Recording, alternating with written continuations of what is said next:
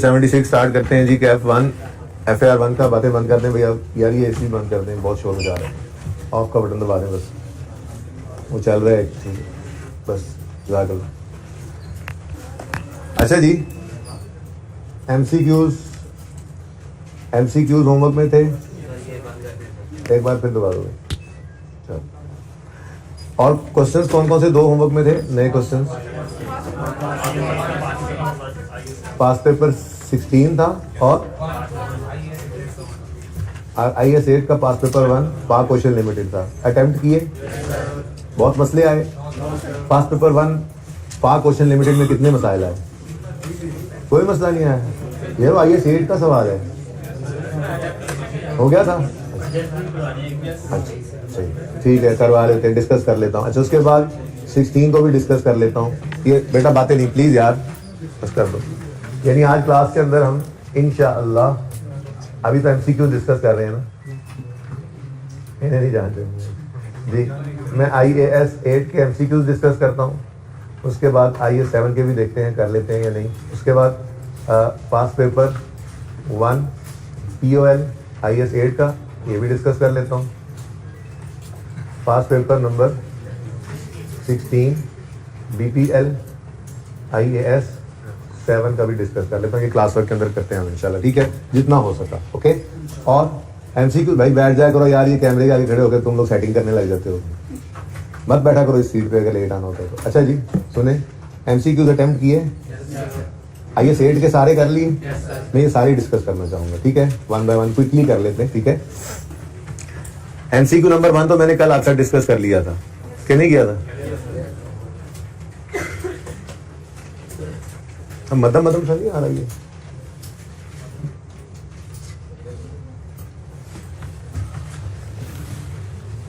कौन सी वाली लाइट होगी पता नहीं।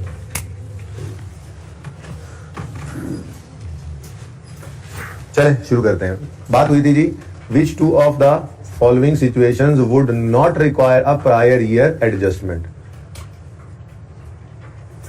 दो हैं, इनमें से कह रहा है बताओ जिनको प्रायर ईयर एडजस्टमेंट की जरूरत नहीं पड़ती एज पर IAS 8। अच्छा, प्रायर ईयर एडजस्टमेंट की बात कर रहा है वो, उसने ऐसा नहीं कहा कि प्रायर ईयर में की रीस्टेटमेंट चाहिए या प्रायर ईयर की एप्लीकेशन चाहिए, मतलब जनरल बात की है उसने, ठीक है ना। रिट्रोस्पेक्टिव एप्लीकेशन होती है किस केस में? चेंज इन पॉलिसी के केस में। और रिट्रोस्पेक्टिव रीस्टेटमेंट होती है error, change in error correction में नहीं, एरर करेक्शन, प्रीवियस ईयर के एरर की करेक्शन के केस में। तो ये दोनों ही प्रायर ईयर एडजस्टमेंट्स हैं। पॉलिसी चेंज हो तो prior year change in accounting policy लेकर आना होता है, इसको हमने कहा था रिट्रोस्पेक्टिव एप्लीकेशन, ये भी प्रायर ईयर एडजस्टमेंट होती है। और अगर करेक्शन ऑफ एरर हो तो ये भी प्रायर ईयर एडजस्टमेंट है, बस कहा इसको क्या था? Retrospective restatement. तो ये जनरल बात कर रहा है ना, पॉलिसी की बात की इसने ना, एरर की बल्कि जनरल बात कर रहा है। इन दोनों में से कोई एक हो सकता है। कह रहा है इन चार में से कौन सी दो ऐसी सिचुएशंस हैं जिनमें प्रायर ईयर एडजस्टमेंट रिक्वायर्ड ना हो। अब ए में उसने कहा था last year inventories under state हो गई थी, इन्वेंट्रीज वर अंडर स्टेटेड, भाई ये तो एरर है।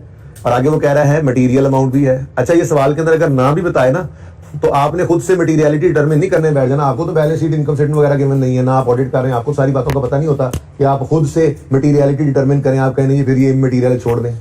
सवाल में उसने कहा इन्वेंट्री गलत हो गई, पिछले 2 साल पहले या 2 साल पहले इन्वेंट्री गलत हो गई थी। सवाल में आपने दिया, आपने कहा यार नहीं, मैं अज्यूम करता हूँ ये मटेरियल ही नहीं है और मैं इसको सही नहीं करता, तो फिर सवाल करके ही ना हो, ये थोड़ा ही है। मतलब कुछ भी ना करो, ऐसा नहीं करना। पर्चे के अंदर आपको जो भी एरर दे आपने उसको मटेरियल ही अज्यूम करना है, ठीक है, अगर सवाल खामोश हो तो। ओके, सही है ना। लेकिन यहाँ तो क्या कह रहे हैं, इन्वेंट्री अंडरस्टेट हो गई है और मटेरियल अमाउंट से हुई है, तो भाई ये एरर बोलो और बोलो। लास्ट ईयर में यार बोलते क्यों नहीं, मूंगे थोड़ा ही हो। आवाज आ रही है ना सबको? लास्ट हमें भाई आपको भी आ रही है इधर वाले कैमरे? अच्छा, तो आप लोग भी घर पे बोलो जी। लास्ट ईयर की इन्वेंट्रीज अंडर स्टेट हो गई, गलत है, मटीरियल अमाउंट है, ठीक है, तो ये एरर है प्रायर ईयर का। इसकी एडजस्टमेंट भी प्रायर ईयर में करनी पड़ेगी, रिट्रोस्पेक्टिव रीस्टेटमेंट करनी पड़ेगी, फिगर्स भी बदलेंगी, एरर करेक्शन का नोट भी बनेगा, तो सब कुछ करना है। इसका मतलब ए वो नहीं है जिसकी प्रायर ईयर एडजस्टमेंट रिक्वायर्ड ना हो। आगे बढ़ते हैं। Company has changed its allowance for irrecoverable receivables from 10% of outstanding debts to everything over 120 days old. इस सारी कहानी को छोड़ो, मुझे बताओ ये allowance for in irrecoverable receivables क्या होता है? Provision for doubtful debtor. ये प्रोविजन फॉर डाउटफुल डेट के अंदर उन्होंने चेंज की है। इस चेंज की वजह से प्रोविजन का जो प्रोविजन जब चेंज होगी तो उसका असर क्या पड़ेगा, डेटर्स बदलेंगे। यही तो कल पढ़ा था चेंज इन एस्टीमेट की डेफिनेशन के अंदर कि चेंज इन एस्टीमेट क्या है। एक तो हमने पढ़ लिया वही कि चेंज हो जाए periodic consumption of asset, life बदल जाए, मेथड बदल जाए, जेल वैल्यू बदल जाए, डेप्शन, ठीक है, वो तो हो गया ना अलग। एक पहला पॉइंट लिखा हुआ था कि ये चेंज इन एस्टीमेट किसे कहते हैं, अगर हमारी एडजस्टमेंट हो रही है कैरिंग अमाउंट ऑफ एसेट या लायबिलिटी में। तो मैंने कैरिंग अमाउंट ऑफ एसेट के अंदर यही एग्जांपल तो बोली थी आपको, प्रोविजन फॉर डाउटफुल डेट। क्या मतलब, अगर ये प्रोविजन बदलेगी तो उसका असर क्या पड़ेगा, एसेट बदल जाएगा, ठीक है। लेकिन ये तो चेंज इन एस्टीमेट है। चेंज इन एस्टीमेट के अंदर तो प्रायर ईयर एडजस्टमेंट हम नहीं करते, हम उसको क्या करते हैं, करंट ईयर को सही करते हैं और फ्यूचर को सही करते हैं, पिछले सालों को जाके हम छेड़ते नहीं है, ठीक है। तो इसका मतलब बी एक हो गया, ठीक है जी। वो कौन सी चीज है बी, ये ऐसी सिचुएशन है जिसमें प्रायर ईयर एडजस्टमेंट की हमें जरूरत नहीं है। सी में आए, A new accounting standard has been issued that requires a company to change in accounting policy but gives no guidance on specific application of the change itself. New standard आया, new accounting standard आया, ठीक है जी, और require कर रहा है company से to change its accounting policy। भाई ठीक है, change in policy तो है। अब वो कह रहा है कि स्टैंडर्ड खामोश है कि कैसे करना है, प्रायर ईयर्स को सही करना है, रिट्रोस्पेक्टिव करना है, एप्लीकेशन रिट्रोस्पेक्टिव एप्लीकेशन करनी है या नहीं करनी है, स्टैंडर्ड इसमें खामोश है। तो क्या बताया था, अगर स्टैंडर्ड खामोश है तो फिर बाय डिफॉल्ट रिट्रोस्पेक्टिव एप्लीकेशन ही होती है अगर चेंज इन पॉलिसी हो तो, ठीक है। यही लिखा हुआ था ना, चेंज इन पॉलिसी कब कर सकते हो, जब स्टैंडर्ड बदल जाए या आप मैनेजमेंट वॉलंटरली करें। अगर स्टैंडर्ड बदले तो फिर स्टैंडर्ड ट्रांजिशनल प्रोविजन देता है, खुद बताता है कि आपने रिट्रोस्पेक्टिव जाना है या प्रोस्पेक्टिव जाना है। पर अगर स्टैंडर्ड खामोश हो, वहां पे लिखा हुआ था नोट्स के अंदर, मैंने कहा था पढ़ लेना, किसी ने भी नहीं पढ़ा होना जाता, ठीक है। अगर स्टैंडर्ड खामोश हो तो फिर रिट्रोस्पेक्टिव बाय डिफॉल्ट है ही एप्लीकेशन, ये रिट्रोस्पेक्टिव एप्लीकेशन जो है वो बाय डिफॉल्ट है अगर चेंज इन अकाउंटिंग पॉलिसी हो रहा हो, ठीक है, सही है ना। तो इसका मतलब इसमें भी प्रीवियस ईयर्स की एडजस्टमेंट रिक्वायर्ड होगी। Fourth one is a company has decided to move from charging depreciation on straight line to straight line to reducing balance। हाँ भाई, इससे तो पीरियोडिक कंजम्पशन ऑफ एसेट नहीं बदलना है, ये तो चेंज इन एस्टीमेट होता था, तो इसमें हम प्रायर ईयर को एडजस्ट नहीं करते। तो A and D were the correct option, ठीक है जी, बी एंड डी, ओके, निशान लगाए, ठीक है, ओके जी। सेकंड है, in accordance with IAS 8 accounting policies, change accounting estimate errors, how is a change in accounting estimate accounted for? How is the change in accounting estimate accounted for? बोलो भाई, current year को और previous years को सही करो, नहीं previous को नहीं, क्यों, प्रोस्पेक्टिव, ठीक है ना, करंट ईयर और फ्यूचर ईयर्स को, पास्ट को नहीं छेड़ते चेंज एस्टिमेट केस में। अब कहता है वो bye changing current year figure but not the previous year figure. सही लग रही है ये बात, ठीक है, लेकिन कोई एक ही ट्रीटमेंट होना है तो बाकी भी पढ़ लें, कोई इससे भी सही ना लिखा हो। By changing current year and previous year, no no no no, ये तो बिल्कुल नहीं। फिर no alteration of any figure but disclosure the notes. हद होगी यार, जब इस साल एस्टिमेट चेंज हो गया है तो फिर इस साल की फिगर्स तो बदलेंगी ना। आप कैसे कह रहे हैं कि no alteration in any figure, ये भी गलत है। और नाइदर अल्टरेशन नॉट डिस्क्लोजर, इस हद होगी भाई, ना कह रहा है ना अल्टरेशन, ना चेंज करना है ना नोट देना, ठीक है। तो अब इनमें से तो ए ही सही लग रहा है, ठीक है। अभी भी मेरी थोड़ी तसल्ली नहीं है इस पे, तसल्ली इसलिए नहीं है कि हमें यूं लिखना चाहिए था bye changing current year figure but not the previous year figure and also disclosure is made. Disclosure तो फिर भी देते हैं ना, लेकिन अमंग दीज फोर ये एक ही सही नजर आ रहा है कि चेंज इन एस्टिमेट की काउंटिंग में हम क्या करते हैं, करंट ईयर को सही करते हैं, प्रीवियस ईयर को छेड़ते नहीं, ठीक है जी।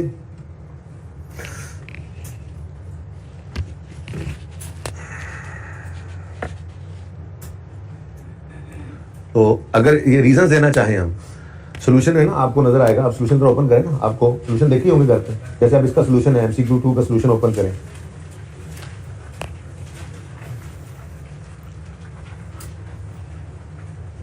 हाँ जी, अब देखें बी ऑप्शन जो कि नहीं सिलेक्ट हुआ, वो क्यों नहीं सिलेक्ट किया, हम कह रहे हैं कि करंट ईयर फिगर और प्रीवियस ईयर फिगर को छेड़ दो, बी में कह रहा है। हमने कहा चेंज इन एस्टिमेट तो प्रीवियस ईयर को नहीं छेड़ते, रीजन लिखी हुई है क्यों हमने नहीं लिया।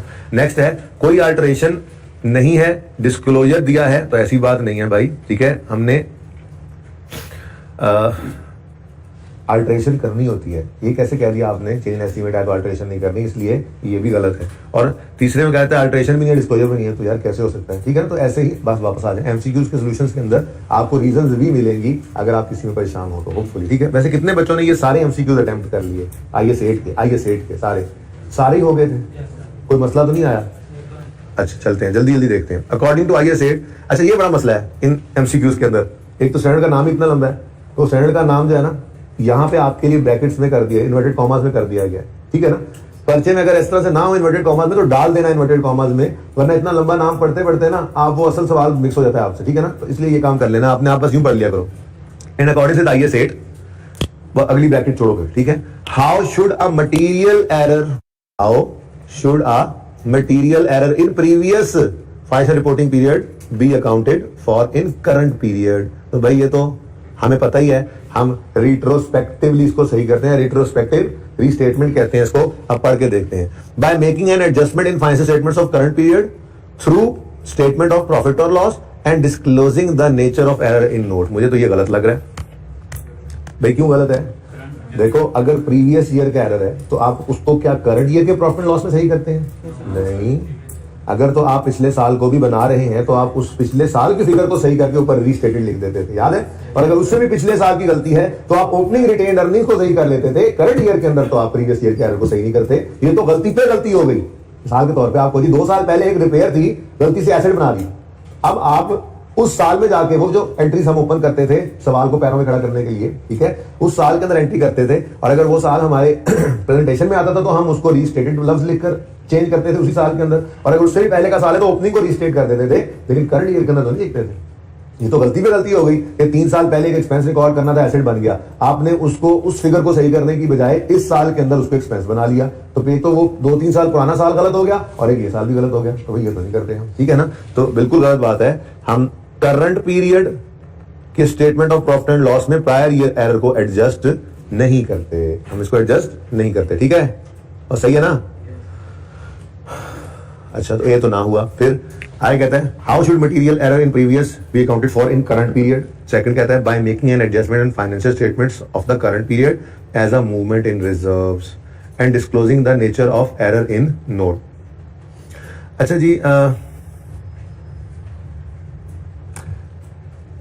वैसे तो बात ठीक लग रही है, लेकिन मसला कहां पे आ रहा है? वो कहता है making an adjustment in financial year of current period. मसला हमें किससे है जी? Current period. ये माना कि मूवमेंट तो हम देखें ना, हमें इस बात पे एतराज है। ये करंट पीरियड ऊपर भी यही था, लेकिन ऊपर तो उसने वैसे ही गाली मुका दी थी ना। क्या कह रहा था? करंट पीरियड के प्रॉफिट एंड लॉस के अंदर चेंज करनी है, ठीक है ना। यहां पे वो कह रहा है कर लो मूवमेंट इन रिजर्व्स के अंदर, यानी कि रिटेन्ड अर्निंग्स में आके चेंज कर लो, लेकिन क्या फिर भी क्या रहा है? Current year. नहीं भाई, प्रायर ईयर एरर है तो प्रायर ईयर की फिगर्स को सही करना है हमने, ठीक है। थर्ड है by restating the comparative amounts. अब मिली मतलब की बात। बाय रीस्टेटिंग, चेंज करना द कंपैरेटिव अमाउंट्स, पिछले साल की अमाउंट्स को ऐसे ही करते थे। By restating the comparative amounts for the previous period and at their correct value and disclosing the nature in the notes। हाँ भाई, ये मुझे बिल्कुल सही लग रहा है, ठीक है जी। ये बात जिसने की है ना, ये मेरे दिल को भा गई है, ये मेरे दिल को लग गई है। मैं कह रहा हूं कि ये मुझे सही लग रहा है। आपको कोई एतराज है तो बताएं। इसका मतलब हमारा ऑप्शन नंबर सी जो है वो करेक्ट ऑप्शन है, ठीक है। ओके, अभी तक तो सी करेक्ट है। देखो फर्क समझ आ रहा है। वो कहते हैं प्रायर ईयर के एरर्स को सही करो, करंट ईयर के प्रॉफिट में नहीं, करंट ईयर की रिटेन्ड अर्निंग्स में नहीं, प्रीवियस ईयर की रिटेन्ड अर्निंग्स में यूं कह लूं, या प्रीवियस ईयर की फिगर को रीस्टेट करो और नोट दो। हमने कहा हाँ, यही काम हम करते थे। पिछले साल की गलती को पिछले साल की फिगर में सही करते थे और ऊपर वो रीस्टेट लिख देते थे। सरताज बानो वाली बात आपको याद होगी, ठीक है जी। तो रीस्टेटेड, ओके, और नोट भी देते थे, ठीक है जी। हम रीस्टेटिंग द कंपैरेटिव अमाउंट्स करते थे और डिस्क्लोज भी करते थे, ठीक है जी। Disclosing the nature of error in the note, ये काम भी हम करते थे, ठीक है। ओके, सही है। नेक्स्ट भी पढ़ लेते हैं जी। ये तो बिल्कुल सही हो गया, हमें दिल को लग गई ये बात। By restating comparative figure for the previous period at their correct value, ये तो सही है, but without the requirement for नहीं नहीं नहीं नहीं नहीं, क्या कह रहे हैं आप? ऐसे कैसे कह सकते हैं आप? वो कह रहे हैं पिछले साल की फिगर्स को सही कर लो, नोट न बनाओ। क्या हम एरर ऑफ करेक्शन का नोट नहीं बनाते थे? लाजमी बनाते थे। इसी वजह से ये भी गलत है, क्योंकि इसके अंदर without requirement of disclosure of nature of error in the note ये नहीं होता, रिक्वायरमेंट है। दरवाजा खटक रहा है, दीवार खटक रही है, पांडे खटक रहे हैं। अच्छा जी, ठीक है जी, सही है। थर्ड का ऑप्शन सी है सही, ठीक है जी। फोर्थ पे आ जाए भाई। ऐसे ही किए थे एमसीक्यूज, बस ऐसे ही और ऊपर से गुजारे थे। सही है। फोर्थ, विच ऑफ दीज, ये इंपॉर्टेंट एमसीक्यूज इसलिए करवा रहा हूँ, इनमें से कुछ एक जो है वो मैं मतलब चीजें छुड़वाऊंगा भी सही जो हमारे स्कोप से बाहर है, जहाँ पे टैक्स का कोई इंपैक्ट आ रहा होगा, ठीक है ना, या उसके बगैर सोचने का तरीका बता दूंगा। Which of these changes would be classified as a change in accounting policy? Very very important. Change in accounting policy कौन कौन से हैं वो ये पूछ रहा है। क्वेश्चन क्या है? Which of these changes would be classified as a change in policy. ठीक है जी, चेंज इन पॉलिसी कौन कौन सी चीजें हैं वो ये पूछ रहा है। ठीक है, चलो जी बता देते हैं हम आपको, 1 मिनट की बात है। आगे देखो ना, एज डिटरमिन्ड बाय, अब यहाँ पे ब्रैकेट नहीं लगाई मैंने तो मुझे गड़बड़ होने लगी, ठीक है ना, तो ब्रैकेट मतलब इन्वर्टेड कॉमर्स लगा लिया करो, ठीक है ना, स्टैंडर्ड के नाम पे इन्वर्टेड कॉमर्स लगा लिया करो ताकि मतलब की बात बस सामने रहे। ओके, बस IS 8 पढ़ लिया काफी है, ठीक है। तो यहाँ पे आपको यूं सवाल के अंदर नहीं लगी हुई ना, अगर आप ऐसे करके ब्रैकेट्स लगा लें या इन्वर्टेड कॉमर्स लगा लेंगे, ठीक है ना, ताकि आप इस तरह से इसको पढ़े ही ना। आप क्या पढ़ेंगे? Which of these changes would be classified as a change in policy as written by IS 8, बस ठीक हो गया। अच्छा, increase in allowance for irrecoverable receivables from 5 to 10%, क्या ये चेंज इन पॉलिसी है? नहीं, ये तो चेंज इन एस्टीमेट है। Change the method of valuing inventory from FIFO to FCO, yes yes yes, this is a change in accounting policy. हमने valuing inventory from FIFO to average cost किया है, ठीक है जी। तो ये जो चेंज की है हमने ये चेंज इन पॉलिसी कहलाएगी, ठीक है, बी सही है। नेक्स्ट है चेंज द डेप्रीसिएशन मेथड। अब आगे क्या चेंज हो रहा है जी? चेंज द, बोलो बोलो बोलो, depreciation of plant from straight line to, ये भी क्या है? स्ट्रेट लाइन से रिड्यूसिंग बैलेंस पे आना, ये तो एक एस्टीमेट है, ठीक है जी, इसको भी छोड़ो। आगे कहता है change the useful life of motor vehicle from 6 to, भाई ये भी क्या है? एस्टीमेट। तो एक ही आंसर निकला। ऊपर उसने क्या कहा हुआ था? विच ऑफ दीज। ऐसी बातों से परेशान नहीं होना आपने, सुकून से, आपने कौन सा तुक्के लगाने हैं, क्या देखना है, 2 पूछ रहा है या 1 पूछ रहा है, पढ़े सारे पढ़ ले, ठीक है ना। विच ऑफ दीज कहा उसने, तो एक से ज्यादा भी हो सकती थी चेंज इन पॉलिसी, लेकिन यहां पर सिर्फ एक ही आया, क्योंकि इसके अंदर भी हमने क्या किया है? चेंज की है यूजफुल लाइफ। तो भाई यूजफुल लाइफ बदले, मेथड बदले या रेट बदले, तो ये तो वो पीरियोडिक कंजम्पशन चेंज होने वाली बात थी जो चेंज इन एस्टीमेट की डेफिनेशन के अंदर आपको पढ़ाया था, ठीक है। और ऊपर वाला क्या है जी? नंबर A, उसमें प्रोविजन के अंदर चेंज आ रहा है, तो इसको तो हमने कहा था ये क्या है? Adjustment in carrying amount of asset या लायबिलिटी। तो एसेट वाली एडजस्टमेंट की एग्जांपल ये थी प्रोविजन। प्रोविजन आसान लग अल्फाज को, जिंदगी आसान रखो। प्रोविजन मतलब अंदाजा, डाउटफुल डेट की प्रोविजन करते थे ना, हमें शक है कि इतने लोग भाग जाएंगे, ठीक है, तो शक की बुनियाद पर एक्सपेंस रिकॉर्ड किया था। अब कल को उससे ज्यादा भाग जाए, पैसे लेके कम भाग जाए, तो अंदाजे में तब्दीली तो आ जाती है। तो जब अगले साल के अंदर अंदाजे में तब्दीली आती है, तो पिछले साल को जाकर हम सही नहीं करते होते थे, प्रोविजन डाउटफुल डेट के लेजर में अगले साल के अंदर बैलेंस फिगर आ जाती थी, और वो जो प्लस माइनस होता था प्रोविजन का, वो अगले साल के अंदर एडजस्ट हो जाता था। पिछले साल में तो कभी जाकर हमने प्रोविजन को नहीं छेड़ा था, तो चेंज इन एस्टीमेट, ठीक है जी। तो B is the correct option, क्योंकि ए के अंदर भी हमने क्या किया है? इंक्रीज हो सकता, डिक्रीज भी हो सकता था, मतलब चेंज लिखना चाहिए था भारत। ये क्या है जी? Change in allowance for irrecoverable receivables, तो ये भी क्या है? ये भी एक चेंज इन एस्टीमेट ही है, ठीक है। ओके, आगे बढ़ेंगे। Number 5, in which 2 of the following situations can a change in accounting policy be made by an entity? कब कब? सवाल समझ आ रहा है? तो यार कितने बच्चों ने अटेम्प्ट किया था? दोबारा हाथ खड़ा करें, ऐसे ही करना, मैं फिर पहले आपसे करवाऊँ ना अटेम्प्ट। कितने बच्चों ने पढ़ने की जहमत भी नहीं की इनको? वो हाथ खड़ा करें, वैसे ही जरा तो कराए ना अपने हाथों में। अच्छा, मैंने सवाल पूछा तो तकरीबन कुछ 70% 60% क्लास ने कहा कि हमने किए हैं, और जब मैंने पूछा जिन्होंने नहीं किए उनमें सिर्फ एक बच्चे ने हाथ खड़ा किया, बाकी कौन है? मेरा सवाल, MCQs कितने बच्चों ने अटेम्प्ट किए हैं? ऊंचा हाथ खड़ा कर, मुझे नजर आने चाहिए, हाथ नीचे कर लें। कितने बच्चों ने MCQs को नहीं अटेम्प्ट किया? एक भी MCQ नहीं अटेम्प्ट किया, वो हाथ खड़ा करें। सारे कितनों ने नहीं अटेम्प्ट किए, वो हाथ खड़ा करें। अभी ना ये ब्लू शर्ट वाले अपर वाले तुम्हें खड़ा कर देना, ठीक है, कि तुम हाथ खड़ा नहीं कर रहे हो, ठीक है बेटा। पढ़ लें ये इससे पहले कि बहुत देर हो जाए, नमाज पढ़ लो इससे पहले कि तुम्हारी नमाज पढ़ी जाए, ऐसे ही। ओके, पढ़े जी 5th MCQ, 1 मिनट में पढ़ें और आंसर बगैर सोल्यूशन देख के अपने ज़हन में बनाएं। जल्दी करें, आधी क्लास में MCQ किए नहीं हुए, मैं पढ़े जा रहा हूँ, फायदा।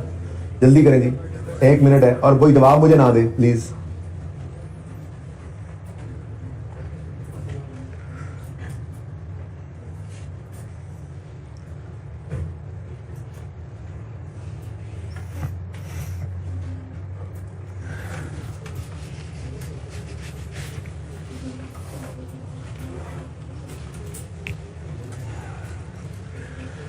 In which 2 of the following situations can a change in accounting policy be made by an entity?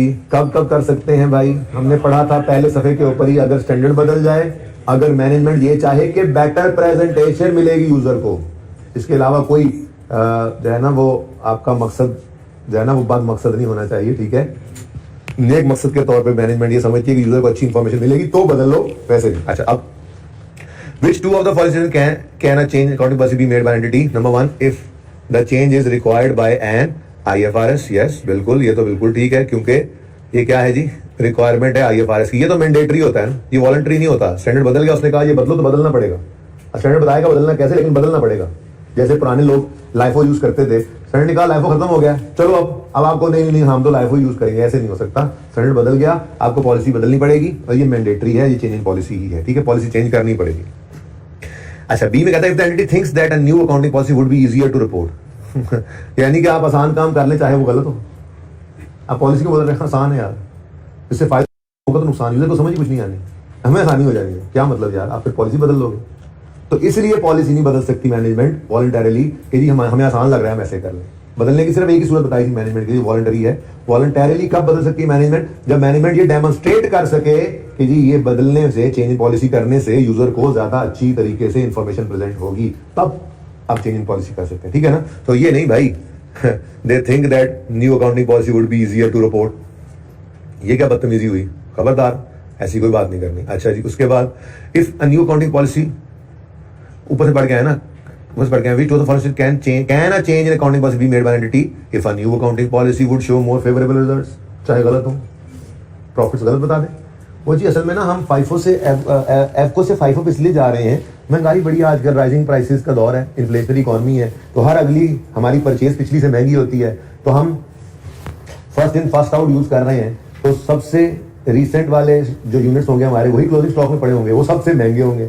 और आपको तो सर पता ही है कि क्लोजिंग स्टॉक और प्रॉफिट का रिलेशन डायरेक्ट है, तो जितना क्लोजिंग स्टॉक ज्यादा होगा उतना प्रॉफिट ज्यादा होगा। हम जरा प्रॉफिट ज्यादा शो करने जा रहे हैं, तो एफको पे तो एवरेज रेट में थोड़ा सा कम स्टॉक पड़ा है, अगर हम फाइफो पे ले आए ना इसको, तो क्योंकि इन्फ्लेशनरी इकॉनमी है तो मोस्ट रिसेंट वाले यूनिट्स के ऊपर वाले रेट आएंगे, तो वो जब रेट आएंगे तो हमारा स्टॉक महंगा बढ़ जाएगा, स्टॉक बढ़ेगा तो प्रॉफिट बढ़ जाएगा। इसलिए हम चेंज कर रहे हैं पॉलिसी। हमने कहा चलो काम करो अपना, ऑल्टर उल्टा अटका देगा, कहेगा ये क्या बात है भाई, ये तो सर फ्रॉड कर रहे हो आप, बात समझे हो। फेवरेबल रिजल्ट शो करने के लिए आप पॉलिसी चेंज कर रहे हो। मैंने आपको मिसाल के तौर पे समझाया, इंट्रो में भी आपने पढ़ी होगी जब इन्वेंटरीज का टॉपिक पढ़ा होगा, कि फाइफो और एफको से अगर आप स्टॉक को जो है ना वो कैलकुलेट करें तो दोनों का आंसर डिफरेंट आता है। जैसे मिसाल के तौर पे महंगाई आए रोज बढ़ रही है, जैसे हमारी इकॉनमी है, तो फिर अगर किसी ने फाइफो पर स्टॉक को रखा हुआ है, क्लोजिंग स्टॉक को, तो उसका स्टॉक ज्यादा अमाउंट पे होगा, क्योंकि सबसे रिसेंट चीजें स्टॉक में पड़ी होंगी फाइफो के असम्पशन में, फर्स्ट इन तो फर्स्ट आउट हो गई, तो स्टॉक में सबसे आइंड वाली पड़ी होंगी, वो सबसे महंगी होंगी।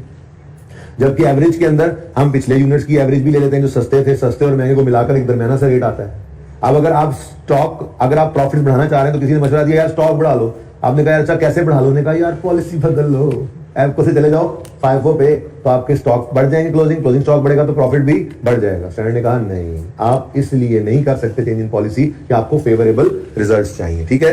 तो new accounting policy would show more favourable results, no, ये तो बहुत ही गलत बात है, फ्रॉड है, ये तो गलत बात है। आगे, if a new accounting policy results in more reliable and relevant presentation of events और ट्रांजैक्शन, इज है ये वाली सही है क्या है जी? If a new policy results in more reliable and relevant presentation, फिर तो हम बात मान लेंगे, ठीक है जी। तो A and D R correct options. कितने एमसीक्यू हैं टोटल? वक्त हो गया कम। नंबर 6 जल्दी से पढ़े, 1 मिनट, नंबर 6 पढ़े 1 मिनट में।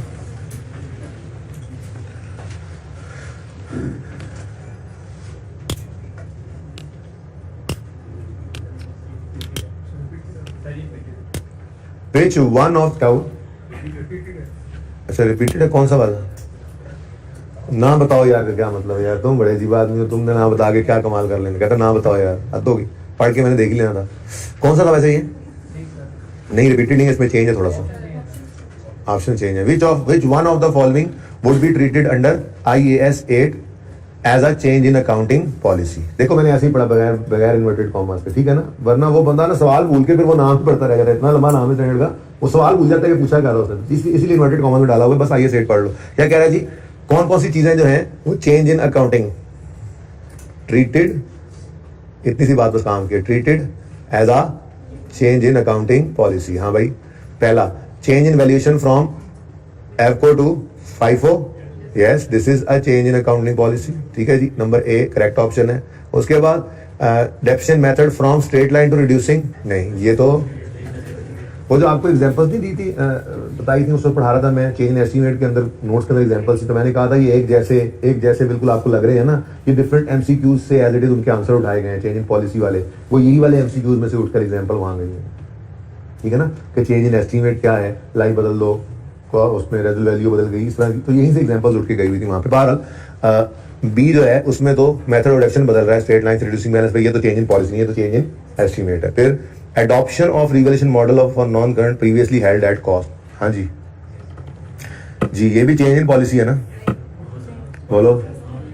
अच्छा ये अकाउंटिंग पॉलिसी तो है लेकिन ये चेंज नहीं है, ये फर्स्ट टाइम एडॉप्शन है बेटा, ये फर्स्ट टाइम आपने अडॉप्ट की है पॉलिसी। अच्छा आपको नहीं जी नहीं, हम तो पहले चूंकि चेंज हम जो है ना वो अडॉप्ट कर रहे हैं रिवैल्यूएशन मॉडल जो कि प्रीवियसली हेल्ड एट कॉस्ट, आप इस बात पे जरा गौर करें ना, तो मैंने कहा हाँ फिर तो आप ठीक कह रहे हो, यानी आप पहले कौन से मॉडल में थे, IAS 16 पे, कॉस्ट मॉडल में, और अब आप आ गए हो रिवैल्यूएशन मॉडल पे, तो this is a change in accounting policy. लेकिन मसला क्या है, ऊपर वाली बात पे अगर आप गौर करें, which one of the following would be treated under IAS 8 as accounting policy change, ठीक है ना, तो ये ज्यादा इंपॉर्टेंट बात हो गई फिर, बल्कि इसको अलग से हाईलाइट करता हूं मैं आपके लिए अलग कलर से, वो सारा ही हो रहा है, ठीक है होने दो फिर जी। अकाउंटिंग पॉलिसी ट्रीट करना है अंडर IAS 8, तो भाई ये एग्जांपल आपको पढ़ाई थी, देखो ये एमसीक्यूज में से आगे मैंने कहा था बड़ी इंपॉर्टेंट एग्जांपल है। IAS 8 कहता है कि कॉस्ट मॉडल से रिवैल्यूएशन मॉडल पर PPE को लेके जाना is a change in accounting policy, it is a change in accounting policy but it is not treated under IAS 8, पढ़ाया था ना, यानी कि ना तो आपने रिट्रोस्पेक्टिव एप्लीकेशन करनी है ना आपने डिस्क्लोजर बनाना, आपने वो करना है जो आप पहले 18-19 लेक्चर्स के अंदर सीख के आए हैं रिवैल्यूएशन का, वो वर्किंग जो करते थे उससे जो नोट PPE का बनाते थे, बस वही काम करना है आपने और कुछ नया काम नहीं करना है। तो यानी रिवैल्यूएशन की जो ट्रीटमेंट थी वो आप IAS 16 में सीख के आ चुके हैं। IAS 8 ने कहा है मेरे से ना पूछो, इसकी ट्रीटमेंट IAS 16 ही बताएगा, तो सही है। तो दिस ये इसलिए इंपॉर्टेंट थी वो एग्जांपल, देखो एक MCQ में बचत होगी आपकी, ठीक है। तो वो कह रहा है ट्रीटेड अंडर IAS 8 कौन सा अकाउंटिंग पॉलिसी चेंज है, तो ये चेंज इन अकाउंटिंग पॉलिसी तो है लेकिन ये अंडर IAS 8 ट्रीट नहीं होता, बल्कि ये अंडर IAS 16 ट्रीट होता है, ठीक है ना भाई, लिखवाने की जरूरत है और तुम्हें समझ आ गई ये बात। नेक्स्ट डी है capitalisation of borrowing cost which have arisen for the first time, हाँ ये है चेंज इन पॉलिसी, पहली बार बोरोइंग कॉस्ट आ रही है। क्या मतलब, मैंने एग्जांपल में आपको बताया था क्लास के अंदर कि आपने आज से पहले कभी एसेट बनाने के लिए लोन लिया ही नहीं था, क्वालिफाइंग एसेट बनाने के लिए पहली बार आपने क्वालिफाइंग एसेट बनाने के लिए लोन लिया और उस पर बोरिंग कॉस्ट आई और उसको आपने एसेट कॉस्ट में ऐड किया, तो किसी ने उठ के कहा लो भाई तुम्हारी तो अकाउंटिंग पॉलिसी चेंज हो गई है, पहले तुम इंटरेस्ट एसेट कॉस्ट में ऐड नहीं करते थे, आप कर रहे हो। आप कहोगे अल्लाह के बंदे पहले इंटरेस्ट था ही नहीं, पहली बार आया है, तो ये तो मैंने अडॉप्शन की है, first time selection of accounting policy है, this is not a change in accounting policy. तो A is the correct option. 7 पढ़े।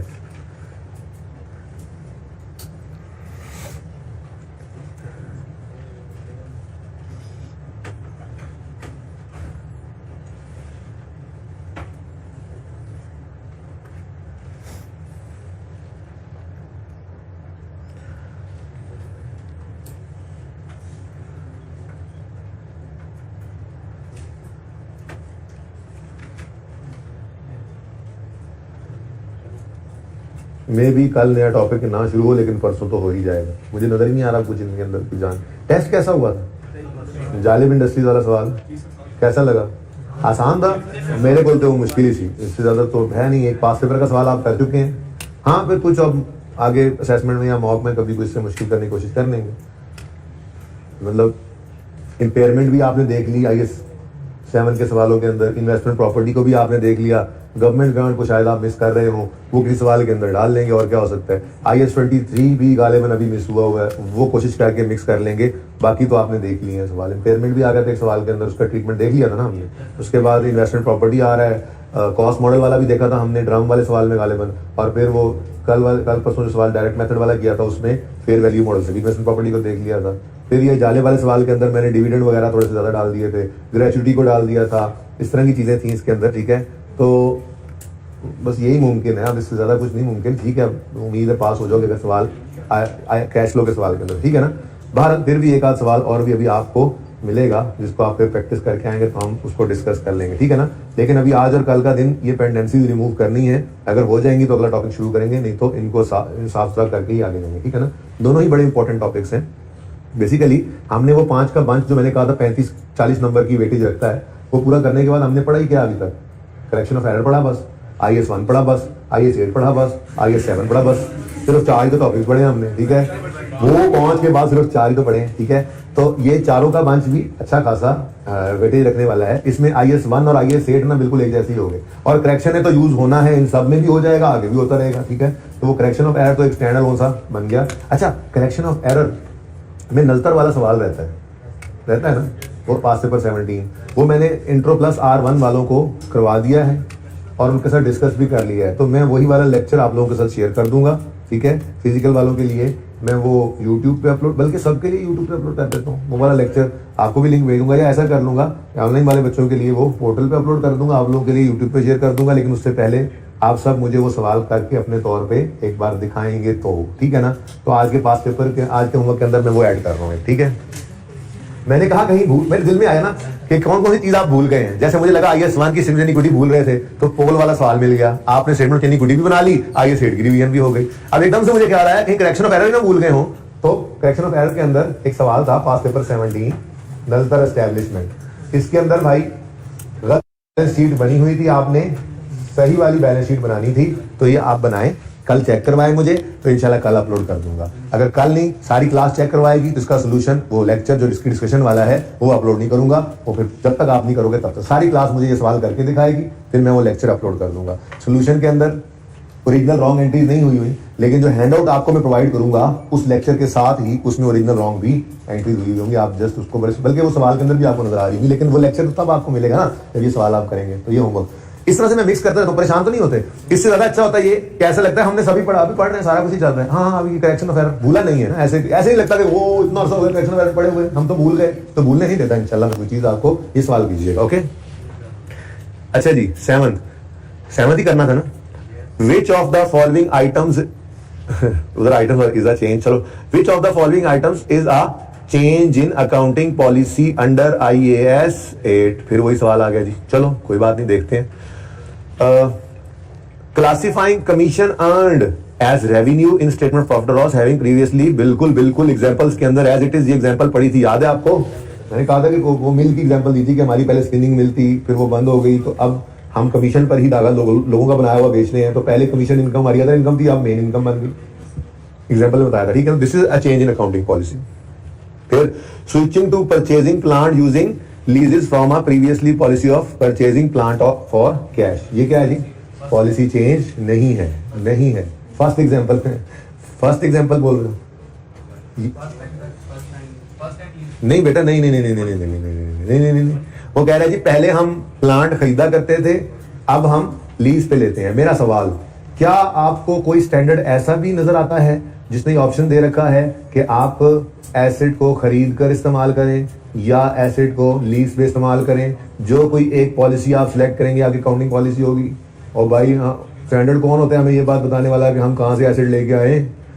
तो ये तो पॉलिसी वाला, ये तो अकाउंटिंग पॉलिसी वाला चक्कर ही कोई नहीं है। तो वहाँ एग्जांपल, ये ना आपके नोट्स के अंदर ये एग्जांपल मौजूद है, जब मैंने पढ़ाई थी तो उसमें लिखा हुआ भी था कि this is not an accounting policy change but this is a business policy change, ठीक है ना। और अकाउंटिंग पॉलिसी ये होती है कि स्टैंडर्ड ने कहा हुआ है आप ये वाला ऑप्शन रखो या ये वाला ऑप्शन रखो, जो आपने स्टैंडर्ड का मान के ऑप्शन रख लिया वो आपकी अकाउंटिंग पॉलिसी बन गई। दुनिया में कौन सा स्टैंडर्ड आपको ये कहता है कि एसेट को लीज पे लो या अपने पैसे खर्च करके लो? स्टैंडर्ड का कोई मकसद नहीं है, वो आपका बिजनेस डिसीजन है। आप एसेट को अपने पैसों से खरीद के इस्तेमाल करें बिजनेस में या आप लीज पर लेकर इस्तेमाल करें बिजनेस में, स्टैंडर्ड को इससे परवाह नहीं है। हाँ, जब आपने वो एसेट ले लिया तो अगर अपने पैसे खर्च के लिया है तो स्टैंडर्ड कहते हैं आ जाओ IAS 16 में, और अगर आपने उसको लीज पे लिया है तो स्टैंडर्ड कहते हैं अब इसको ले आओ IFRS 16 में। IFRS 16 पढ़ना है रेवेन्यू पे, ठीक है ना। IFRS 16 ये लीजेस का स्टैंडर्ड है, FAR 2 में आप जाके पढ़ेंगे, ठीक है ना। वहां पे जाके फिर आगे वो रूल बताएगा, लीज पे लिया है, अच्छा ये कर लो, ये कर लो, ये कर लो, ये कर लो। वहां से फिर जो करोगे आप वो अकाउंटिंग पॉलिसी बनेगी बाद में। IAS 16 में कैश पे करके आपने खरीदा है तो फिर वो कहेगा IAS 16 में ले आओ, उसके बाद इसके साथ ये कर लो, ये कर लो। वहां पे अकाउंटिंग पॉलिसीज भी आती है, ठीक है ना। तो this is a business policy not an accounting policy change, ठीक है जी। Next, changing value of subsidiaries inventory in line with groups policy, ये तो बिल्कुल वही एग्जांपल्स एज इट इज यहां से उठाकर वहां पे लिखी गई है, ठीक है ना। मैंने आपको ये भी जबरदस्ती पढ़ा ही दिया था, हालांकि मैंने कहा था ये out of syllabus out of भी पढ़ा दिया, ठीक है। क्या सब्सिडी फाइफो यूज कर रही है और पेरेंट एफओ यूज कर रहा है। सब्सिडी ने अपनी सेपरेट फाइनेंशियल स्टेटमेंट्स बनाई, पेरेंट ने अपनी सेपरेट फाइनेंशियल स्टेटमेंट बनाई, ठीक है।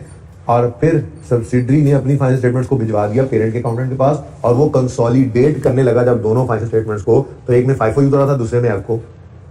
तो पेरेंट के अकाउंटेंट ने कहा यूजर को जरा एक जैसी इंफॉर्मेशन मिल जाए, हम ऐसा करते हैं सब्सिडरी के अगर फाइफो पे है तो उसको भी एफओ पे ले आते हैं ताकि पूरे ग्रुप की पॉलिसी एक हो जाए। लेकिन सब्सिडरी को फोन करके ये नहीं कहेगा अपनी फाइनेंशियल स्टेटमेंट बदलो जल्दी से चलो, वो भाई उसकी सेपरेट फाइनेंशियल स्टेटमेंट अपनी जगह पे वही रहेगी। कंसोलिडेटेड फाइनेंशियल स्टेटमेंट्स में हम ये एडजस्टमेंट कर लेंगे और ये कंसोलिडेशन एडजस्टमेंट कहलाती है। FR2 के अंदर जाके कंसोलिडेशन पढ़ेंगे आप, यहाँ पे फिलहाल इससे ज्यादा पढ़ाने की जरूरत नहीं है। तो ये कंसोलिडेशन एडजस्टमेंट है, ये चेंज इन पॉलिसी नहीं है। सब्सिडरी को सेपरेट फाइनेंशियल स्टेटमेंट्स के अंदर अपनी पॉलिसी को बदलने का हम नहीं कहेंगे, ठीक है, सही है। तो सीवी अकाउंटिंग पॉलिसी का चेंज नहीं है IS 8 वाला। और revising the remaining useful life, ये क्या है, ये तो चेंज इन एस्टिमेट, ठीक है, सही है। तो सिर्फ ए ऑप्शन सही है। कोई कंफ्यूजन है तो पूछ ले बेटा, यार कहीं पे कंफ्यूजन आए तो पूछ लेना, ऐसे बैठे हो मलंग मान के आज जैसे पता नहीं, या तो कुछ समझ नहीं आ रही है सारा समझ आ रहा है, कुछ एक बात तो है। ओके जी, नंबर 8 पढ़ लें फिर। Number 8,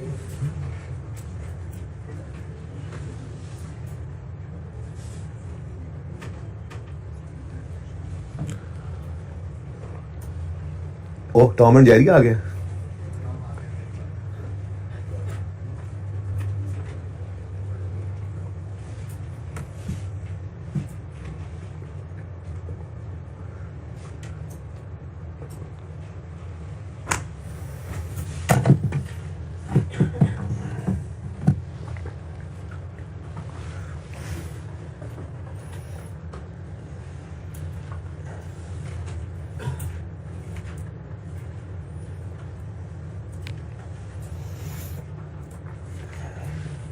ji, the directors of Tom limited are disappointed by, कर लिया ये MCQ, पढ़े जल्दी पढ़े यार, टाइम कम है, ये खत्म करने थे, मैं तो बहुत कुछ करना था आज।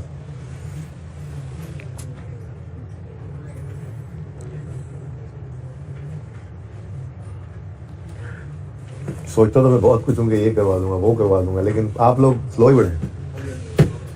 Directors of Tom limited are disappointed by draft profits for the year 30 September 13। The company's assistant accountant Jerry has suggested following. भाई टॉम साहब जो हैं उन्होंने जब ड्राफ्ट फाइनेंशियल स्टेटमेंट्स देखी ना तो उनमें प्रॉफिट्स बड़े कम नजर आए, तो वो बड़े ना दिल बर्दाश्त से हो गए, ठीक है। उनकी शक्ल देखी तो जेरी को तासा आ गया। जेरी ने कहा अगर ये कुछ हो गया इसको तो मैं लड़ाई किससे करूंगा, ठीक है। तो जेरी ने फिर कुछ मशवरे दिए। जेरी ने कहा a major item of plant that cost 20 million, बेटा बातें मत करो जिगर। A major item of plant that cost 20 million to purchase and install on यकम अक्टूबर 10, हमारा ईयर एंड 30 सितंबर 13 है ना, तो ये तो पुरानी बात हो रही है मेरे ख्याल से। A major item of plant that costed, कर ले जरा सही कर ले, that costed rupees 20 million to purchase and install on यकम अक्टूबर 10 is being depreciated on a straight line basis over a 5-year period.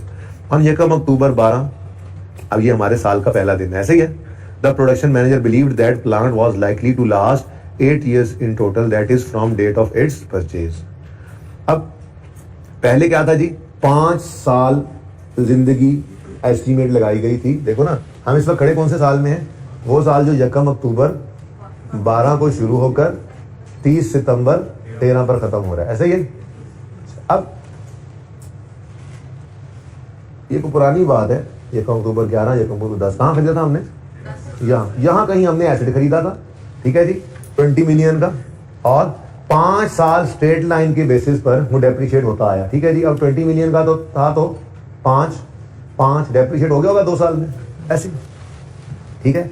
अब वो कहता है इस दिन खड़े होकर ना इंजीनियर्स ने देखा प्लांट को, कहने लगे वाह जापान ने क्या सामान बना दिया यार, ये तो बिल्कुल भी नहीं जाने वाला कहीं।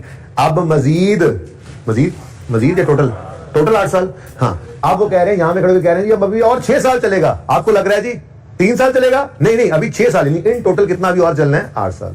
अब आपको पता है चेंज एस्टीमेट आ गया, तो आप 10 को डिवाइड करोगे रिमेनिंग लाइफ 6 से, ठीक है। और डेफिनेशन कितनी आ गई, 10 बटा 6 कितनी बनती है वैसे ही है 1 पॉइंट, ऐसे ही 1.7 कर दिया मैंने, ठीक है। अच्छा यार 6.7 कर लो। अच्छा अब ये हर साल 1.67 की डिडक्शन होनी है, ये चेंज इन एस्टीमेट है, अच्छा अब वो क्या कहता है कि जेरी कह रहा है, अब परेशान टॉम को देखकर, वो कहता है जी Jerry believes that as the useful life estimate has increased the previous year depreciation was overstated and its depreciation expense should be reversed in current year leading to increased profit. जैरी था ना, मशवरा भी जैरी ने अपने जैसे ही दिया. बात समझो क्या कह रहे हैं? वो कह रहा है जी डॉक्टर साहब परेशान ना हो, अब एफिशिएंसी चार्ट नहीं है, गलत मशवरे दिए जा रहे हैं. ठीक है, वो क्या कह रहे हैं? हालांकि ये क्या है, चेंज इन एस्टीमेट है. इसका मतलब पिछले साल के डेप्रिसिएशन को हम कभी भी नहीं छेड़ते, अगले सालों की डेप्रिसिएशन को हम एडजस्ट कर लेते हैं. अब जैरी क्या कह रहा है? वो कह रहा है जी चूंकि यूजफुल लाइफ बदल गई है, बढ़ गई है, इसका मतलब पिछले सालों में डेप्रिसिएशन गलत चार्ज हुई थी. ठीक है, तो उस गलती को सही करने के लिए क्या करो, जो पिछले साल में 1.67 इंटू 2 करो, कितना बनता है? 3.3 की डेप्रिसिएशन होनी चाहिए थी ना, ऐसे ही. ठीक है, अगर वो 3.3 की डेप्रिसिएशन, यार चलो 20 डिवाइडेड बाय 8 करके देख लो क्या आता है. यानी कि अगर हम चलो 2.5 कर लो, यानी कि 2.5 रुपए की डेप्रिसिएशन होनी थी हर साल. है जरा आसान कर रहा हूं, तो 5 रुपए की डेप्रिसिएशन होनी थी, 10 की चार्ज हो गई, ज्यादा चार्ज हो गई, इस साल में रिवर्स कर दो. बेवकूफ आदमी. चलो गलती भी पिछले साल की, अगर कहो किसी के पिछले साल की गलती है, हालांकि ये तो एस्टीमेट चेंज था, चलो कहो अगर पिछले साल गलती तो पिछले साल में सही करनी थी ना. लेकिन यहां पे क्यों ला रहे हैं? ताकि इस साल में डेप्रिसिएशन रिवर्स करें, एक्सपेंस कम करने से प्रॉफिट्स नहीं बढ़ जाना है. भाई ये तो बिल्कुल गलत मशवरा दे रहा है, ऐसे थोड़ी होगा. पहली बात ये कि चेंज इन एस्टीमेट है, हम इसमें प्रीवियस ईयर को जाकर छेड़ते भी नहीं है. और अगर एरर भी होता है ना भाई, तो पिछले साल को जाकर सही करते, इस साल को थोड़ी रिवर्स करने बैठ जाते. एनीवेज क्या कहता है आगे वो, जेरी ने जो बिलीव किया वो तो कर लिया. What is the nature of change being proposed by Jerry and how should it be applied? अब वो जो जेरी कह रहा है उस नेचर, उस चेंज की नेचर क्या है? क्या ये चेंज इन अकाउंटिंग पॉलिसी है? नो. क्या ये चेंज इन अकाउंटिंग पॉलिसी है? अच्छा, ये दोनों के अंदर आगे फर्क था क्या? वो कहते हैं क्या ये चेंज इन पॉलिसी है जिसको रिट्रोस्पेक्टिवली अप्लाई करना है? हमने कहा नहीं. क्या ये चेंज इन पॉलिसी है जिसको प्रोस्पेक्टिवली अप्लाई करना है? हमने कहा नहीं नहीं, ये तो चेंज इन पॉलिसी है ही नहीं, ये तो चेंज इन एस्टीमेट है. थर्ड, ये चेंज इन अकाउंटिंग एस्टीमेट है, retrospective application. Change in accounting estimate की रिट्रोस्पेक्टिव एप्लीकेशन होती ही नहीं है. ठीक है, और last is change in policy है prospective. Yes yes, this is the correct option. ठीक है जी, एडी लंबी कहानी तो बाद खटिया पहाड़ निकला जेरी. नंबर 9, जल्दी करें, जल्दी जल्दी जल्दी. ये तो मुझे लगता है एमसीक्यू आज भी सारे आज हो जाए, बड़ी बात है. चलो कोई गल नहीं, इसमें भी एडजस्टमेंट डिस्कस करेंगे. ओवल में बच्चे कह रहे थे बीपीएल, चले ऐसा करेंगे ना, 10 मिनट में जितने एमसीक्यूज और हो गए, ठीक है, उसके बाद फिर ओवल और बीपीएल के एडजस्टमेंट्स को डिस्कस कर लेंगे, ताकि ये तो साइड पे होना और बाकी एमसीक्यूज फिर कंटिन्यू करेंगे. जल्दी करें जी. If it is immaterial to make a retrospective application to a period, make the change only to current period. पता नहीं, देखते हैं, बाकी पढ़ तो लें. Apply the change to earliest period that is practical, ये सही लग रहा है. Do not make the change at all, make the change in next year. नहीं भाई नहीं. ठीक है, हमने बात की थी कि अगर इम्प्रैक्टिकेबल हो रिट्रोस्पेक्टिव एप्लीकेशन तो जहां तक मुमकिन हो वहां तक चले जाओ. Apply the change to the earliest possible period. ठीक है जी, तो सही है. बाकी सारे ऐसी फजूल बातें थी. कोई क्वेश्चन है तो पूछ लें, वरना 10th पढ़े.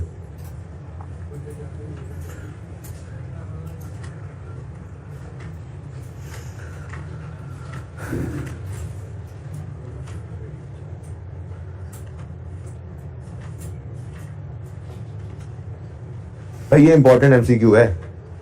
थोड़ी देर पहले एक एमसीक्यू मैं आपको करवा के आया हूं, जिसके अंदर लिखा हुआ था adoption of revaluation model previously held at cost. Adoption of revaluation model for PPE. ठीक है जी, प्रीवियसली हेल्ड एट कॉस्ट. और मैंने कहा था कि ये चेंज इन पॉलिसी तो है, लेकिन इसको IAS 8 के अंदर ट्रीट नहीं करना, तो यहां पे हमने इसको इग्नोर किया था. 10th में आए तो कहता है which two of the following would be treated as a change in accounting policy. हाँ जी, ये नहीं कह रहा अंडर IAS 8, तो कह रहा है चेंज इन अकाउंटिंग पॉलिसी कौन कौन सा है. एंटिटी फर्स्ट टाइम रिसीव कर रही है ग्रांट और अप्लाई कर रही है डेफर्ड इनकम मेथड, ये तो फर्स्ट टाइम एडॉप्शन है, सिलेक्शन है, ये चेंज इन पॉलिसी तो नहीं है. Entity has revalued its properties, up to now they had all been carried at cost. हाँ भाई, रीवैल्यू कर दी प्रॉपर्टीज, अभी तक वो क्या थी जी, कैरिड एट कॉस्ट नहीं, तो ये तो चेंज इन अकाउंटिंग पॉलिसी है. और सवाल ये नहीं कह रहा कि ये वाली अकाउंटिंग पॉलिसी बताओ, वो वाली अकाउंटिंग पॉलिसी बताओ जो IAS 8 के अंडर आती हो. कह रहे सिर्फ क्या कह रहा है ऊपर, अकाउंटिंग पॉलिसी के बारे में बताओ, तो बी भी अकाउंटिंग पॉलिसी का चेंज है. ठीक है.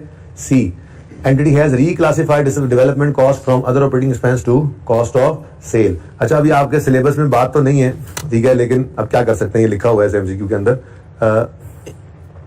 बेसिकली ना ये इंटेंजिबल बनाया जाता है खुद। जैसे कि आप कहें जी अब कोरोना की वैक्सीन हमने बनानी है, तो फिर आप साइंसदानों को बिठा देते हैं, वो कुछ खर्चे इनकर करते रहते हैं और एक खास वक्त तक आप FAR 2 के अंदर आप पढ़ेंगे ना, IS38 एक 6 क्राइटेरिया मीट करने पड़ता है। जब वो मीट हो जाते हैं उसके बाद वाले खर्चों को हम आप एसडी कॉस्ट में ऐड करने लग जाते हैं। उससे पहले वाले सारे खर्चे एक्सपेंस आउट होते हैं, ठीक है ना।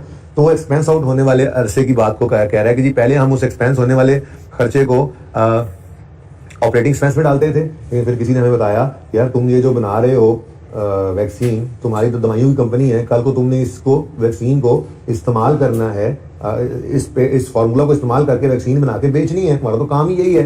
तो फिर ये एक्सपेंस ऑपरेटिंग एक्सपेंस में डालने की बजाय कॉस्ट ऑफ सेल में डाल दो, ज्यादा बेहतर है, ठीक है ना।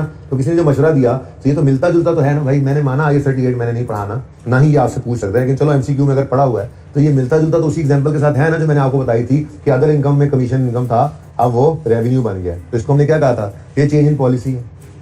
थोड़ी देर पहले एग्जाम्पल करवाई, एग्जाम्पल में पड़ी थी, क्या एग्जाम्पल थी कि आपका कमीशन इनकम अदर इनकम में होता था, लेकिन अब कहाँ आ गया है, रेवेन्यू में। तो चेंज पॉलिसी है। ऐसे ही भाई आपकी डेवलपमेंट कॉस्ट जो है, एक्सपेंस जो है, ये पहले ऑपरेटिंग एक्सपेंस में नजर आता था, अब किसी वजह से कॉस्ट ऑफ सेल में आप ले आए, जो भी वजह बनी, लेकिन ये चेंज इन पॉलिसी है, ठीक है जी। उसके बाद इंक्रीज कर दिया एंटिटी ने रिकवरेबल डेट, ये तो चेंज इन अकाउंटिंग एस्टिमेट है, पॉलिसी चेंज है ही नहीं, ठीक है जी। नंबर 11 जल्दी बढ़े। अच्छा ऐसे करें 11, 12, 13, 14, ये जरा इनमें किसी में कोई मसला आया तो बताएं जरा। घर में कितने बच्चों ने ये MCQs किए, जरा हाथ खड़ा करें, मुझे जरा दोबारा बता दें। ये वाले MCQ जो मैं बोल रहा हूँ 11, 12, 13, 14 कितने बच्चों ने किए हुए, इनमें कोई मसला आया है? कोई मसला है तो पूछ लें। 14 भी सही है भाई, कोई मसला हो तो पूछ सकते हैं आप, नो इशू एट ऑल, ठीक है। कि जिन बच्चों ने किए हैं मैं उनसे इसलिए पूछ रहा हूँ ताकि मुझे आइडिया हो जाए कि उन पर टाइम वेस्ट करूँ या रहने दूँ।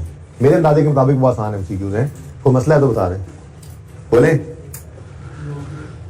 हाँ जी 15 15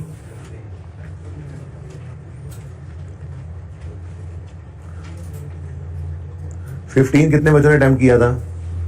15 किसने किया हुआ अटेम्प्ट? हाथ तेरा नीचे हो गया मुंडिया जी, हो गया था ये। चलो करो सारे जल्दी से, पढ़ो एक दफा, ट्राई मारते हैं, जल्दी कर लो।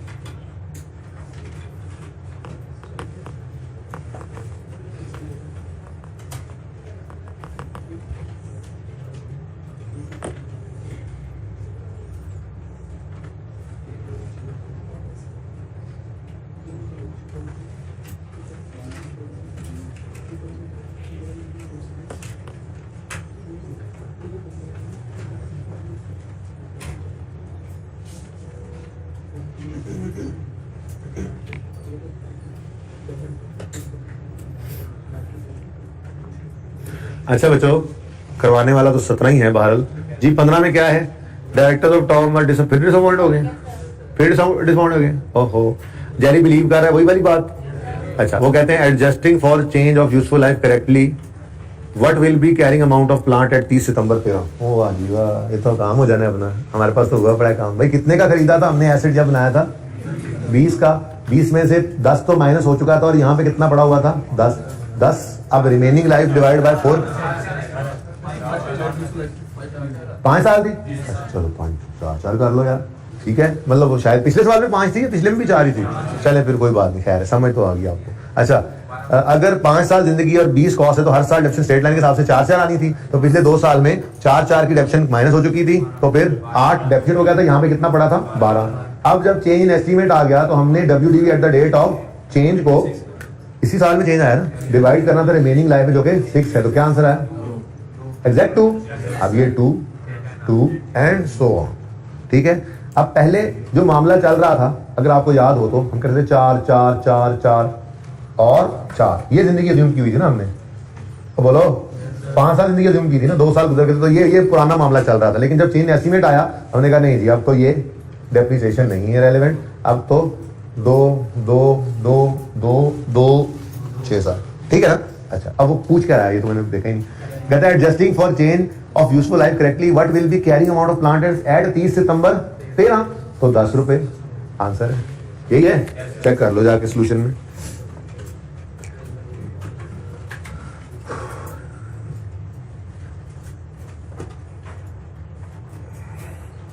ठीक है भाई, नेक्स्ट 16 ट्राई कर लोगे यार, ये भी आसान सा है, इसके साथ भी होमवर्क लिखो। जो ऊपर 4 कहे हैं ना मैंने कि कर लिए होंगे, उनके साथ होमवर्क लिख लें ताकि एक बार आज घर जाकर कर लें। जो मैं करवा रहा हूँ वो तो करवा ही रहा हूँ, ठीक है। ये 17 मैं इसलिए डिस्कस करना चाह रहा हूँ जी, क्योंकि इसमें ना थोड़ा सा एक तो इंटेंजिबल की बात है, दूसरा टैक्स रेट गिवन है। तो मैं ये कहूंगा कि आप इस टैक्स रेट को इग्नोर कर दें। तो सोल्यूशन में भी टैक्स रेट के हिसाब से ही सोल्यूशन हुआ है, तो मैं फिर ये आपके सामने सोल्यूशन कर देता हूँ, आप ताकि इसको चेंज कर सकें, ठीक है ना। ओके, ये जो एप्लीकेबल टैक्स रेट गिवन है ना भाई, ये मुनासिब नहीं है बिल्कुल। असल में डेफर टैक्स का इंपैक्ट, आप डेफर टैक्स IAS 12 आपने भी नहीं ना पढ़ा, आपके सिलेबस में नहीं है, ठीक है। जब पढ़ेंगे तो तब की तब देखी जाएगी। ओके, ये अजीब सा कलर कर दिया मैंने, खटा तरह।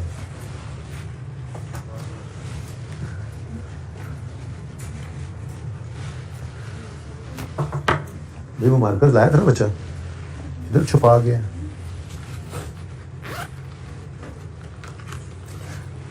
Okay, a company is preparing its financial statements for the year 31 December 19 and discovered that in previous years following amounts were incorrectly capitalized in intangibles with indefinite useful life। भाई देखो, वैसे तो ये इंटेंजिबल भी आपने नहीं पढ़ा हुआ, तो इस तरह का MCQ भी आ जाए, ये मुश्किल बात है, ठीक है। लेकिन चलो, टेंजिबल एसेट जैसी ट्रीटमेंट तो कर सकते हैं ना, उसमें भी तो ऐसे ही होता है। गलती से हुआ क्या है जी, हमने करना का क्या इनकरेक्टली कैपिटलाइज किया है एक चीज को, ठीक है। यानी कि हमें करना चाहिए था expense debit cash credit original, कर गए आप इनटेंजिबल एसेट डेबिट I.A लिख दो, PCE जैसे लिखते थे, intangible asset, okay, investment property वो IP होता था, ठीक है ना। Intangible asset debit cash credit करना कर दिया गलती से, तो रेक्टिफाइंग एंट्री क्या है जी, एक्सपेंस को करो डेबिट। अब हाँ, तरतीब से कर लेते हैं। हम इस वक्त कहाँ खड़े हैं, 19 में, ठीक है। गलती चली है कहाँ से, 18 से, ठीक है। 16 17 18, ठीक है ना। आप स्टैंड तो यहाँ पे कर रहे हो, लेकिन मजे की बात क्या है, what amount should be deducted from retained earnings statement in equity on यकम जनवरी 18, रोका उसने आपको यहाँ पे हुआ, इस दिन रिटेन्ड अर्निंग्स मांगी उसने, ये जरा ध्यान रख लेना, ठीक है। अच्छा, अब ये गलती हर साल की अलग अलग हुई पड़ी है, तो जैसे सवाल कदमों पे खड़ा करने के लिए हमें हर साल एंट्री करनी पड़ती थी, याद है। पर फिर जनरल एंट्री करने के लिए हम इकट्ठा कर देते थे इन सारे सालों को, कुछ कुछ याद आ रहा है। इसका मतलब ये हुआ कि हमें एंट्री करनी पड़ेगी expense debit intangible credit cash credit, expense rectifying entry हो रही है भाई, एक्सपेंस डेबिट इनटेंजिबल क्रेडिट 3 से, एक्सपेंस डेबिट इनटेंजिबल क्रेडिट 4 से, एक्सपेंस डेबिट इनटेंजिबल क्रेडिट 4 से। इधर जो होना है छोड़ो, क्यों, क्योंकि हमें वहां पे जाने की जरूरत नहीं है। ओके हो गया। अच्छा, अब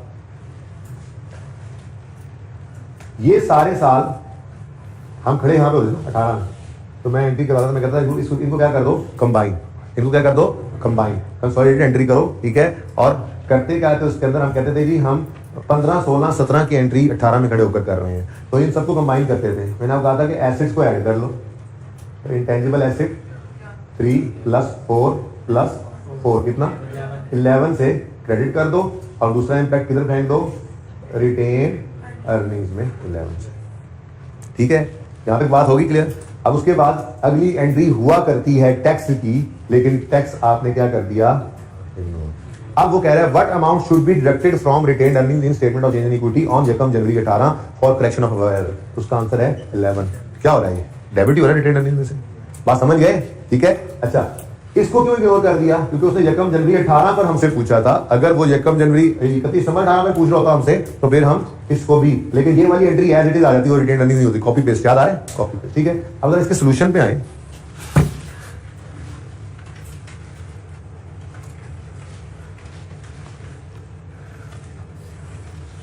ये मुझे बदल देना चाहिए था, लेकिन मुझसे मिस हो गया, ठीक है ना। तो इसलिए मैं भी क्लास के अंदर ही आपको बदलवा रहा हूं। ये 17 का सोल्यूशन आपके सामने है जी, आप ना इस एंट्री को काट दें, ठीक है।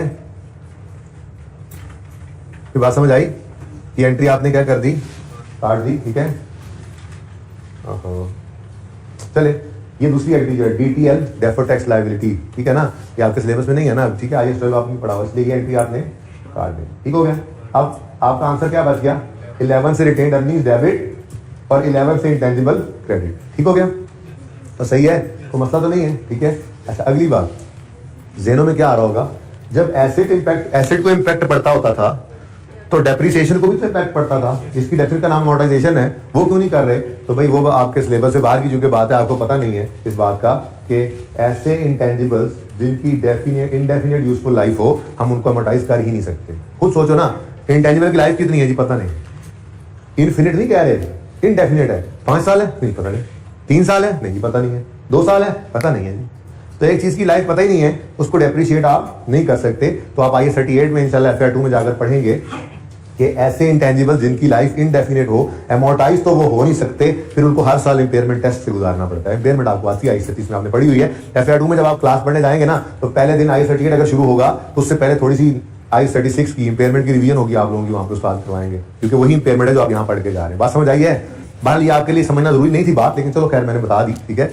क्या जो इंडेफिनेट लाइफ होगी किसी एसेट की, तो उसको कैसे हम डेप्रिशिएट कर सकते हैं जी, हम तो डेप्रिशिएट कर ही नहीं सकते उसको, ठीक है। तो इसलिए इसको हमने डेप्रिशिएट नहीं किया था, डेप्रिसिएशन का इंपैक्ट आपको इन एंट्रीज में नजर नहीं आ रहा, ठीक है। लेकिन आपका जो सोल्यूशन है ना, उसको आपने सही कर लिया, ये एंट्री गायब हो गई, डिक्रीज इन रिटेन्ड अर्निंग में ये +3 का इंपैक्ट निकल गया, तो आपका ये बस -11 वाला ही आंसर रहेगा, ठीक है। और ये आपने लिख दी बात। 2018 के साल को इसलिए इग्नोर किया है कि सवाल यकम 18 की रिटेन्ड अर्निंग्स मांग रहा है, ठीक है जी, क्लियर, सही है, सोल्यूशन सही कर लिया आपने, बात समझ भी आ गई है। चलो ओके जी, नेक्स्ट है a company, ये सबसे इंपॉर्टेंट था, a company is preparing financial statements for the year 31 December 19 and discovered that previous year following on incorrectly amortized। अब इसके अंदर वो क्या कह रहा है, calculate the effect on profit after tax for the year 31 दिसंबर 18। अब इसके अंदर भी आपने टैक्स को इग्नोर कर देना है, तो भाई ठीक है। और अब 18 के अंदर क्या होना था जी, जो एंट्री नहीं की, वो भी कर लेते हैं, बोलो 18 के अंदर क्या करना है भाई, वही एक्सपेंस डेबिट इंटेंजिबल क्रेडिट कितने से, 5 से, ठीक है। और requirement calculate effect of profit after tax before tax, हमारे लिए तो एक ही, हम तो इग्नोर करते हैं टैक्सेशन, ठीक है ना। तो करेक्शन ऑफ अबव एरर का नेट प्रॉफिट पे क्या इफेक्ट होगा, एक्सपेंस बढ़ रहा है 5 से, एक्सपेंस का बढ़ना प्रॉफिट को कम कर देगा 5 से। अब अगर सोल्यूशन की बात करें ना, तो सोल्यूशन के अंदर अगेन ये दूसरी एंट्री आपने काट देनी, ठीक है, ओके। ये दूसरी एंट्री आपने काट दी, तो नीचे नेट डिक्रीज इन पैट की बजाय आप सिर्फ डिक्रीज इन पैट कर दें, ये नेट को भी आप काट दें, क्योंकि नेट किससे करना है, टैक्स से, वो तो हम इग्नोर करते हैं, हमने IAS 12 नहीं पढ़ा हुआ, ठीक है ना। तो नेट को भी काट दें, डिक्रीज इन पैट सिर्फ रह जाएगा आपका +5, ठीक है जी, सॉरी -5, ओके, ये समझ आया। एक तो ये एंट्री आपने काट दी, दूसरा यहां पर इसको भी आपने काट देना है, डिक्रीज इन पैट क्या आएगी, 5, ये मैंने आपको यहां पर बता दिया, एक्सपेंस का बढ़ना प्रॉफिट को कम कर रहा है, ठीक हो गया जी।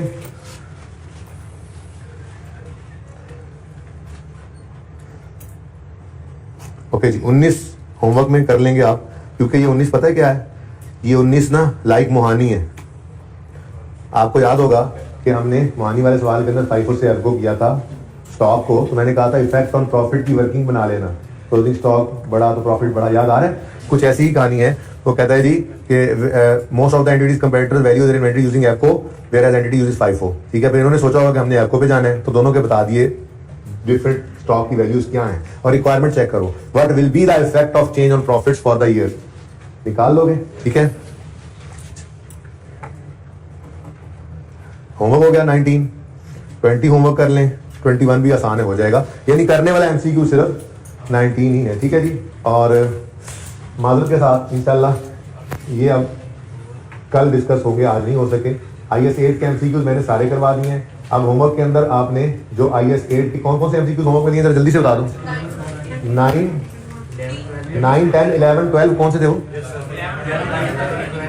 9 से 14 तक थे, और 16 हो गया, 19 हो गया, 20, 19 से 21 कर दो, 19 से 21 ये रह गए, रह नहीं गए, हो जाएंगे ये, ठीक है। लेकिन IAS 7 के ऑल एमसीक्यूज अब आपने लाजमी करके आने हैं, ठीक है जी। बहुत इंपॉर्टेंट एमसीक्यूज हैं आईएएस 7 के भी, ठीक है। आई सेट की बहुत इंपॉर्टेंट एमसीक्यूज थे, ठीक है।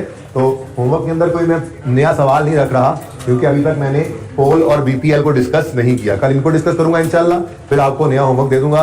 होपफुली परसों हम नया टॉपिक स्टार्ट कर रहे होंगे। अल्लाह हाफिज।